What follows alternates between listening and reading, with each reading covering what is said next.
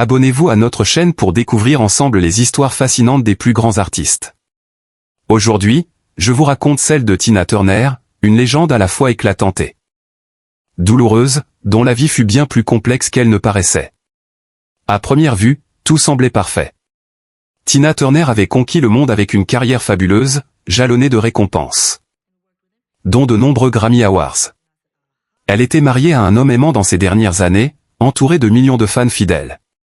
Mais derrière ce tableau lumineux, il y avait des blessures. Plus tragiques et incroyables que beaucoup ne l'imaginaient. Car avant de devenir la reine du rock, Tina Turner n'était pas Tina.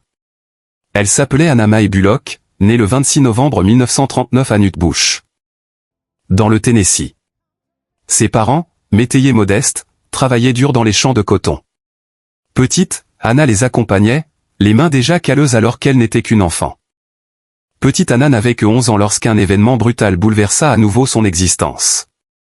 Sa mère, épuisée par une relation violente avec le père de Tina, décida un jour de s'enfuir sans. À nouveau, les enfants furent confiés à une autre grand-mère, à Brownsville, dans le Tennessee. Ces abandons successifs forgèrent le caractère d'Anna. Très tôt, elle comprit qu'elle devait compter sur elle-même. Adolescente, elle travaillait déjà comme domestique dans une famille aisée tout en vivant chez sa grand-mère. Elle grandissait, marquée par la solitude mais aussi par une volonté naissante de tracer sa propre voie. Puis, un nouveau drame vint la frapper. Sa demi-sœur Evelyn et deux cousins périrent dans un accident de voiture. La mort s'invita dans sa vie, lui arrachant encore une partie de ses repères. Peu de temps après, alors qu'elle n'avait que 16 ans, sa grand-mère, le seul pilier stable qui lui restait, mourut à son tour. Lors des funérailles. Un moment inattendu survint, Tina revit sa mère, celle qu'il avait quittée des années auparavant. Cette dernière lui demanda de venir vivre avec elle à Saint-Louis, aux côtés de sa sœur. Isolée et sans autre refuge, Tina accepta. Elle quitta alors la petite ville du Tennessee pour rejoindre l'agitation de Saint-Louis. C'était le début d'une nouvelle étape de sa vie. Là où son destin allait bientôt croiser celui de la musique et d'un certain Ike Turner. À Saint-Louis, la jeune Tina découvrit un univers nouveau, vibrant et plein de promesses. Avec sa sœur, elle fréquentait souvent les clubs de musique où les sons du blues et du rhythm and blues faisaient vibrer la ville. Un soir de 1957, dans un lieu appelé le Manhattan Club, son destin prit un tournant irréversible. Là, elle assista à la performance enflammée d'un groupe local, Ike Turner et ses Kings of Rhythm. Fascinée par l'énergie de la scène et captivée par le charisme d'Ike, Tina ressentit une certitude intérieure, elle devait chanter avec eux, coûte que coûte. Au départ, Ike ignora ses demandes. Mais Tina était déterminée. Un soir, durant une pause du groupe, elle osa saisir le micro et interpréta un blues avec une puissance qui cloua l'assemblée. La salle fut électrisée. Ike, impressionné, l'invita à rejoindre le groupe comme choriste. Très vite, sa voix unique et sa présence magnétique devinrent incontournables. Elle ne s'appelait pas encore Tina Turner à l'époque, on la surnommait Little Anna, mais déjà, une étoile était en train de sortir avec le batteur. Encore adolescente et dans sa dernière année de lycée, Tina découvrit qu'elle était enceinte. Quand elle l'avoua à sa mère, la réaction fut brutale. Sa mère, furieuse, la rejeta une fois de plus. Chassée de chez elle, Tina trouva refuge chez Raymond Hill, mais cet abri fut de courte durée. Peu après la naissance de son fils, Craig Turner, Raymond l'abandonna à son tour, quittant la ville sans jamais revenir. Seule, rejetée par sa famille, Tina dut affronter la dure réalité d'être mère célibataire. Elle n'avait plus que la musique et le groupe d'Ike pour survivre. Malgré les épreuves, elle persista, trouvant dans le chant un exutoire et une force nouvelle. À 19 ans, après avoir reçu quelques leçons de chant d'Ike Turner, Tina enregistra sa toute première chanson, Box Top, encore sous le nom de Little Ann. Mais le destin allait bientôt lui offrir une chance encore plus grande. Un jour, alors qu'une chanteuse prévue manqua une séance d'enregistrement, Tina saisit l'opportunité. Elle chanta à la place, et sa voix, puissante et habitée, fit une telle impression qu'Ike décida de miser sur elle. C'est ainsi que naquit officiellement le nom Tina Turner, un nom qu'Ike avait lui-même inventé et même protégé légalement, afin qu'aucune autre ne puisse le lui enlever. Ce fut un coup de génie artistique, mais aussi le signe avant-coureur d'une emprise dangereuse. Car derrière ce nouveau départ brillant, Ike Turner commençait à exercer sur elle un contrôle qui allait peu à peu transformer sa vie en prison dorée. Avec le nouveau nom de scène et Tina Turner, Anna Mae Bullock s'effaça peu à peu pour laisser place à une véritable icône en devenir. Aux côtés d'Ike, elle devint la voix et l'âme du groupe rebaptisé Ike et Tina Turner revus. Leur énergie sur scène, mélange de sensualité et de puissance brute, captivait le public. Les tournées s'enchaînaient, les salles se remplissaient, et bientôt, leur duo devint l'un des plus explosifs de la scène rhythm and blues. Leur premier grand succès arriva avec la chanson A Fool in Love en 1960, qui se classa dans les charts et attira l'attention du pays entier. Dès lors, Ike et Tina semblaient promis à une gloire fulgurante. Les critiques saluaient la voix unique de Tina, capable de passer d'un cri rauque à une douceur bouleversante. Tandis que le charisme d'Ike consolidait leur image de couple artistique incontournable. Mais derrière les projecteurs et les applaudissements, une vérité plus sombre se dessinait. Ike, qui avait donné à Tina son nom et sa chance, commença à imposer un contrôle absolu sur elle. Non seulement sur scène, mais aussi dans sa vie privée. Peu à peu, leur relation devint une cage. Ike gérait tout, les contrats, les musiciens, les finances, et surtout Tina elle-même. L'homme, colérique et instable, utilisait la violence pour asseoir son autorité.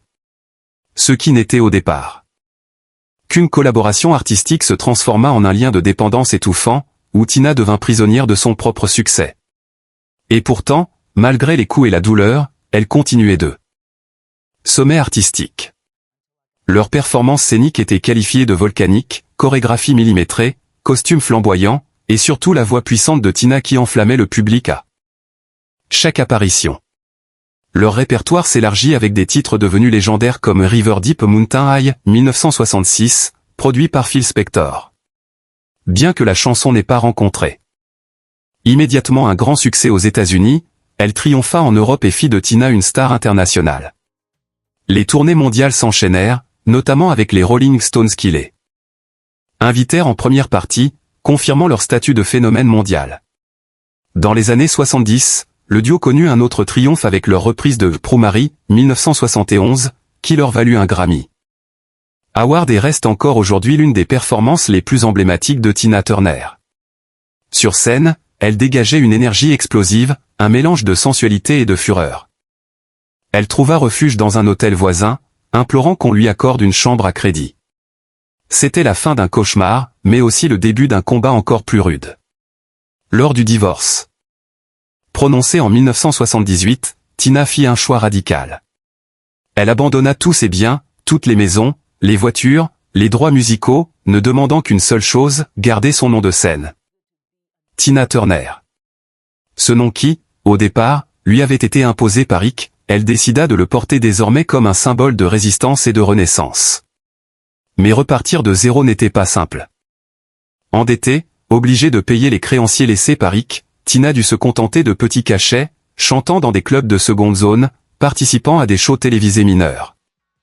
Beaucoup la considéraient comme une artiste du passé, incapable de revenir au sommet.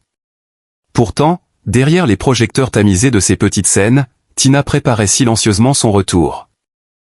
Animée par une force intérieure indestructible, elle était déterminée à prouver au monde et surtout à elle-même qu'elle n'était pas une victime, mais une survivante. Bientôt, l'heure de la revanche allait sonner. Au début des années 80, alors que beaucoup la croyaient oubliée, Tina Turner prépara son incroyable renaissance. Elle accepta de chanter partout où on voulait d'elle. Même dans de petites salles, jusqu'au jour où sa voix puissante attira de nouveau l'attention des producteurs. En 1984, elle sortit l'album Private Dancer, un tournant décisif. Le disque, porté par le tube planétaire What Has Love Got to Do With It, fit d'elle une star mondiale à plus de 40 ans, un âge où beaucoup pensaient qu'une chanteuse ne pouvait plus séduire le public. L'album remporta plusieurs Grammy Awards et se vendit à des millions d'exemplaires. Dès lors, Tina Turner devint la Queen of Rock'n'Roll. Ses tournées triomphales, comme celle de 1988 où elle réunit 180 000 spectateurs à Rio, restèrent gravées dans l'histoire. Sa présence scénique, mêlant puissance et sensualité, fit d'elle une légende vivante. Ce succès n'était pas seulement artistique. Il représentait une victoire personnelle éclatante. Après des années de souffrance, Tina renaissait plus forte que jamais, prouvant au monde entier qu'il était possible de se relever. Même des pires épreuves. Derrière les projecteurs et la gloire retrouvée, Tina Turner connut enfin ce qu'elle avait toujours cherché, la paix et l'amour sincère. En 1986, à l'occasion d'une rencontre. L'étouffait. Il l'aimait simplement, pour ce qu'elle était.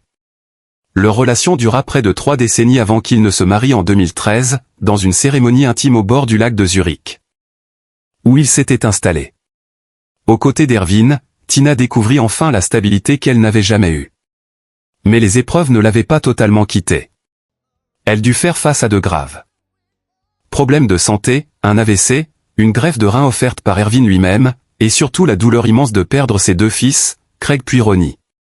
Ces drames marquèrent ses dernières années. Mais elle trouva malgré tout la force de continuer, portée par l'amour et la spiritualité qu'elle cultivait depuis longtemps à travers le bouddhisme. Le 24 mai 2023, Tina Turner s'est éteinte.